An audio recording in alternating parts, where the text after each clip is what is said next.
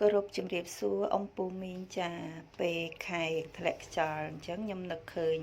ខ្ញុំនឹកស្រុកហើយក៏បានយករូបភាពនិងវីដេអូកាលមុនផ្សំគុំធ្វើជាវីដេអូទៀតអញ្ចឹងណាបងប្អូនសួស្តីបងប្អូនចាជានាងខ្ញុំអាសាថតនៅកន្លែងកម្មចដៅហ្នឹងបងប្អូនចានៅកន្លែងនេះគឺជាកម្មចដៅកាលពីមុននៅក្រោយផ្ទះនៅស្រុកណានៅស្រុកតលេកម្មចដៅហ្នឹងការជាកម្មចដៅឡើងទៅលើវត្តបងប្អូនចាឡើងទៅលើវត្តវត្តនៅក្រោយផ្ទះម៉ាក់នាងខ្ញុំអញ្ចឹងកាលខ្ញុំនៅក្មេងៗខ្ញុំកាលមុននៅខាងនេះអត់មានផ្លូវស្អាតទេដល់ពេលអញ្ចឹងត្រូវបានឡើងតាមកម្មចដៅហ្នឹងឡើងទៅលើអញ្ចឹងណាបងប្អូនហើយទៅខ្ញុំចេះតែឆ្លាញ់ចូលចិត្តកន្លែងហ្នឹងដោយសារកន្លែងហ្នឹងខ្ញុំអាសាឡើងចុះបងប្អូននៅស្រុកនៅភូមិចាបងប្អូនពេលចាស់ទៅដល់ពេលមកនៅឆ្ងាយអញ្ចឹងទៅនឹកអាសានឹកស្រុកក៏បងប្អូនដល់ពេលអញ្ចឹងពេលខ្ញុំទៅលេងស្រុកខ្ញុំអាសាទៅថតកន្លែងដែលខ្ញុំធ្លាប់ឡើងចុះទៅវត្តជាមួយម៉ាក់កានៅក្មេងៗមានវត្តស្អាតគួរសមនៅខាងក្រោយផ្ទះនាងខ្ញុំអញ្ចឹងណាបងប្អូនចាអញ្ចឹងបាទខ្ញុំឲ្យតែខ្ញុំមកស្រុកគឺខ្ញុំតែងតែថតចូលចិត្តមកថតកន្លែងហ្នឹង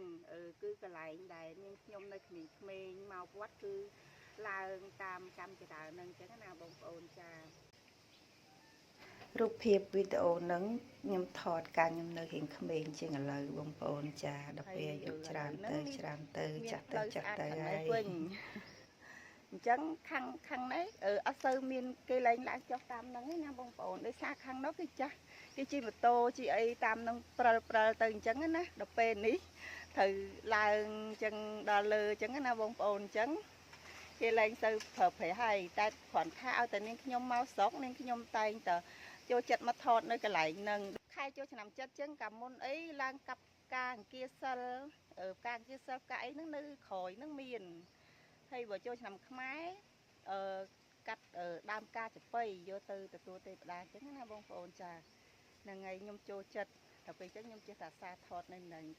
ចាពេលទៅស្រុកអីចង់ឡើងចុះតាមកម្មចរានឹងរៀងហត់តែនឹកឃើញអនុស្សាវរីយ៍កាលមុនអញ្ចឹងណាចាបងប្អូននៅលើភ្នំនោះមានវត្តចានៅក្រោយផ្ទះងាយស្រួលក្នុងការចាស់អ្នកស្រុកអ្នកភូមិគាត់ទៅធ្វើបុណ្យចាចិត្តផ្ទះអញ្ចឹងណាហើយឆ្នាំហ្នឹងម៉ាក់ខ្ញុំហ្នឹងចូលរួមបុណ្យកឋិនសាមគ្គីនៅថ្ងៃខាងមុខហ្នឹងចូលរួមមកលៀងដែរបងប្អូនចាគឺគាត់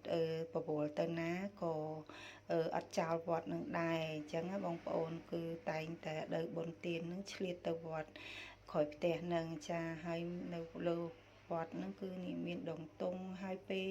យើងឈរនៅលើភ្នំលើវត្តហ្នឹងមើលទៅឃើញទិដ្ឋភាពទឹកទន្លេហើយខ្យល់បក់មកត្រជាក់ស្រួលបងប្អូនមានព្រះអង្គមួយអង្គធំចា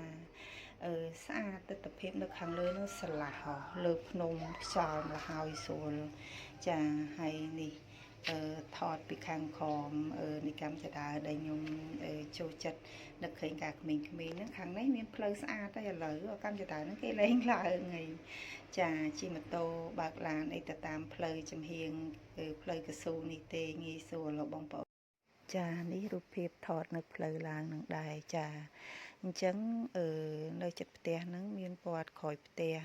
មានកន្លែងធ្វើបុណ្យហើយទិដ្ឋភាពស្រស់ស្អាតទៀតបងប្អូនចាអរគុណច្រើន